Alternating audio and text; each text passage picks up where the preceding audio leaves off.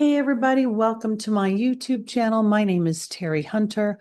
I'm an intuitive astrologer and I'm here today to talk about the annular solar eclipse that's happening on February 17th, 2026 at 4:01 a.m. Pacific time. This is our first eclipse of 2026 and it's happening just a few weeks after Uranus has moved direct. We can see here on the chart that Neptune and Saturn are at 0 degrees on the world axis, also ushering in a new beginning. And I think this is important because Saturn co-rules Aquarius and Uranus rules Aquarius in modern times. So the future is very much on the docket of this new moon. And the eclipse aspect of it is really ushering in fated events, fated awarenesses, things that feel as if there was no choice but to walk through them. But it's not the event, it is how we perceive them that's really going to set the new beginning and move us into more authentic versions of our truer self. So, real quickly, what an annular eclipse is where the moon is at its furthest point from Earth and it's passing in front of the sun, giving the moon this feeling of having a ring of fire around it. And I think that this is significant because from Earth's perspective, we never see the backside of the moon. It's on the cold side of space. And that really indicates from in a human way, the emotions that we hold on the inside, the things that we may not even talk to about ourselves. We may not even allow ourselves to think them. Potentially, they could be feelings of not being enough, not being smart, not being handsome or pretty enough. I mean, they tend to be the more shadow side of the emotions, the things that we find embarrassing or shameful. So we keep them to ourselves. This ring of fire is illuminating that from the inside to change the outside experience. And this is a good thing. So, unseen emotions and unseen patterns of behavior that are so deeply ingrained in you that you just don't even know they happen. You know, they're just as they're almost so unconscious that it's like a heartbeat or the organs of your body that just work on their own. This eclipse is going to be the beginning of a series of awarenesses that allow you to adopt a more authentic version of yourself. So this is very powerful. Eclipses are considered breakout zones where we break out of our comfort zone. It's a cosmic reset. It's the beginning of a new chapter. It's an initiation. And often that initiation is an activation of our awareness, especially when we're looking at Aquarius energy, because we're innovating something. We're taking the things from our past that actually work for us, we're bringing them into the future, but we are leaving behind the things that are blocking us or that are stifling us or that are limiting us. So this is a real opportunity for a clearing of old habits, of old people, of beliefs that have been blocking you. And eclipses usher in energies that can actually influence us over a 6-month period. So while the eclipse is happening on February 17th, the catalyst may happen, months later. But it is all starting to be set up in this eclipse. I'm going to click on the eclipse itself, clicking here on the moon. There's only one aspect that this eclipse is making, and it's to its ruler, but it is to its ruler intention. The 28th degree is called, one of the anaretic degrees, which means that it brings a sense of urgency. There's a finality to it. It's like, I have to act now. Because when we get to the 28th, 27th, 28th, 29th degree, we are mastering the energy of that sign. And here we are mastering the energy of Aquarius.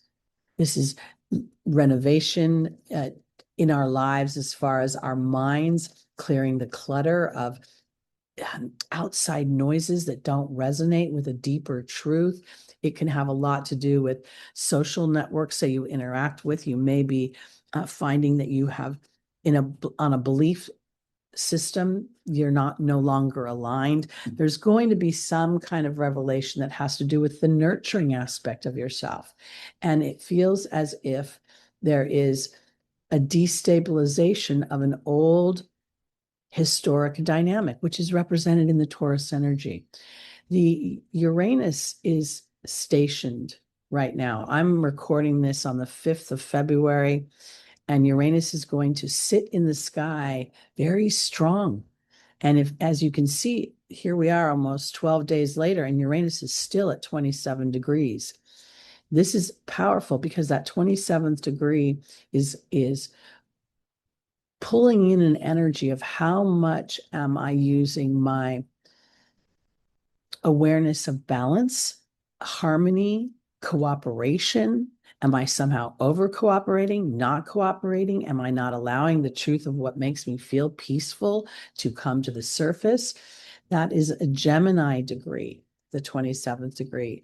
It has a lot of mental energy to it. And the 28th degree is a Cancerian degree where it has a lot more emotion. It has a lot more empathy. It has a lot more need for an awareness of how I not only nurture others, but how do I nurture myself? And do I listen to my inner voice that comes through my emotional body? So this is a really powerful dynamic for a push-pull between wanting to hold on to something, not because it is actually good for me, but because it's familiar, or it's been how it's always been. That's the way things are.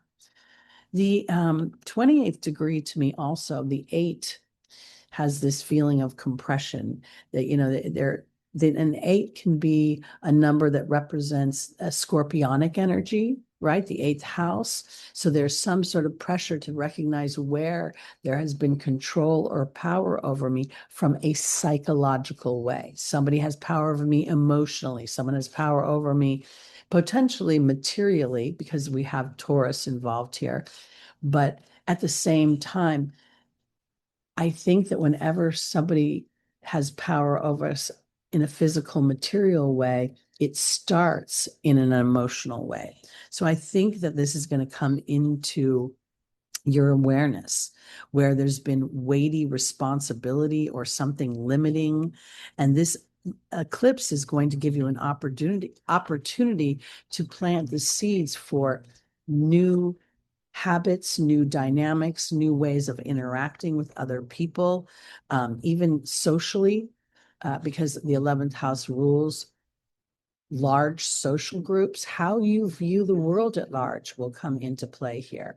And you may find that there are certain things you no longer want to invest your time in because the energy is so fear-based that you don't want to have that being fed into you constantly. I'm talking about the media or platforms that you listen to. The Saturnian nature of Saturn in Aquarius requires dedication to your future. It requires an opportunity for you to see these hills that you're climbing as building resources and building muscles for yourself that you wouldn't otherwise had if you had some sort of rocketing adventure into your new tomorrow. Let me be a little bit more clear about that. If we get something too easily, it doesn't feel stable for some reason. It feels as if, I never faltered. So now I'm at the top of this hill. And what if I falter here? Will I be able to make it back where I want to be? So Saturn's influence essentially through the hard work, through the enduring, through the potential limitation is actually offering resources of confidence, of, skill, of practice, and of leadership. And here we're looking at leadership of your emotional body, which is the rudder for where you want to move in the future. When you walk into a situation and everyone around you says, this looks great, this looks great. And inside you're going, oh, it doesn't feel right. That's the new voice you're going to be listening to. Taurus rules the voice. It rules our opinion. It rules money. And so does the 11th house because it rules wealth that's built over time and endurance. I want to So this square is it's almost like I'm fighting with someone at home. There's a funny feeling about this particular square where sudden things give me an awareness of the past. And it could be related to finances, your values. It could even be related to food or the relationship you have with food. And how you nurture your body. It can also have something to do with personal security. Do I have enough resources? Do I have enough safety within the home, within my personal property? And this eclipses always tend to usher in something that is undeniable. And here with the Aquarius, the Uranus energy, it's going to jolt you. It's going to jolt you into a place where, well, this is maybe how we've always done it, but is it the most efficient way to do it? Is it the way that is really authentic to my heart? Again, this is so, so incredibly important to pay attention to the emotional body, because the emotional body is going to be the body that manifests in the future. Humanity is going to become aware that the emotional body is the soul that is expressing itself through thought. This square also, I wanted to bring up that whatever comes up, whatever feels as if it's been, a sudden break or a sudden situation, if you really think about it, you'll see history behind it. You'll see a pattern of, this person always says they're going to call me, and then 3 days later they call me. Or, I always think that I'm going to be able to move into something, but then I always let old habits get in the way. You're going to have to look at the landscape of where these houses are. At the time of this particular eclipse, Uranus is sitting on the fifth house cusp. So there's something about rebelling from the way things were in my home life. And this doesn't mean rebellion in a way that you're, discounting or voiding out what has been. It's just almost like a tool that you've used it enough. Now it's time to get a new tool or to get a 2.0 version of that tool. I'm having such a hard time in my head thinking of examples, because when we build something, when we use our skills, we can get into a comfort zone. Well, this is bringing me money, and I have this here. I really want to be over here. I really want more time to myself. I really want to have more control over my environment, over my everyday life. But, you don't let it happen. So there's going to be these themes, and wherever the house is, that's where the renovation is going to be. So at this time, the renovation is in the second house, which is naturally Taurus, and the cusp of the fifth house. So it's about using my skills and expressing myself. There's a leadership, a Leo energy that's attached to the fifth house. Here, that fifth house turns into Gemini very quickly. So this to me is again echoing, I'm moving into new thoughts of my creativity, new ways to express myself, potentially new platforms to reach out on. Now, in the background of all of this, there is Neptune and Saturn at this, this is unprecedented. The children that have been born with this aspect are literally ushering in a new earth. And again, we're going from a dense energy into a very fiery and quick energy with this. Pluto's move into Aquarius, and ultimately Uranus's move into Gemini is going to accelerate everything. So this is the new beginning. This is where the thoughts will be. The co-ruler of this eclipse is Saturn, and Saturn at this point wants to build from its soul's voice. Saturn has done a long journey in Pisces, building a strong muscle and awareness of emotion, compassion, empathy, and where we escape, where life becomes too much of a drudgery and we just want to check out. And now Saturn's awareness of the yin and the yang of that is building something much more sustainable, something through the soul's voice versus the human brain. And the long-standing aspects of the outer planets of Neptune, Uranus, and Pluto going, for years are going to be dancing in harmony in and out of harmony, bringing in this new dynamic into the material earth plane, our material life experiences. At the same time, Venus has entered her exaltation in Pisces, which makes her extremely happy. She feels, not only at home, she feels appreciated here. She can sing and she can dance and she can write poetry. And here's the North Node, exact conjunction during this time at this new moon. I really think that has a lot to do with how this new moon is going to play out, because Uranus is in Taurus. Taurus is ruled by Venus. And so I'm really thinking about, I want to use my voice. I want to use my skills. I want to be more in control of my particular life. I want to make more of my decisions. I don't want to have, Sam calling me at 4 o'clock in the morning saying that Bill called in sick and now I got to jump up and go into crazy.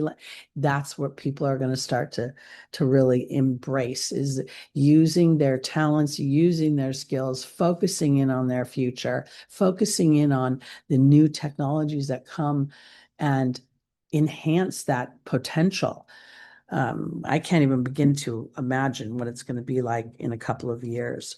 So ultimately, what's going to happen with this particular eclipse is, over the next 6 months, there will be potentially a series of epiphanies, a series of other people's actions that illuminate and that put you at a fork in the road. I'm always going to put up with that person being late and leaving me waiting, or I'm going to just start driving myself wherever I go. These are the kind of choices, because again, this new moon at 28 degrees is mastering self-care. It's mastering how I interact in a nurturing, mothering way to myself, my environment, and my future. So, and in 2 weeks from now, we will have a full moon eclipse on the 3rd of March. That's going to be at 12 degrees of Virgo, and that's going to be very much illuminating.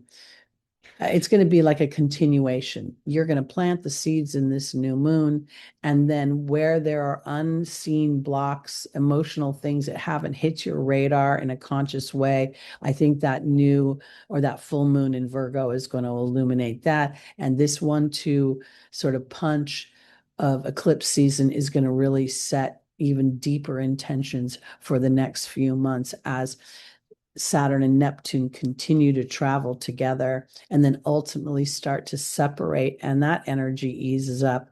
And by June, July, we've got the nodes change. Uranus has moved into Gemini, and things are cooking with gas, as they say.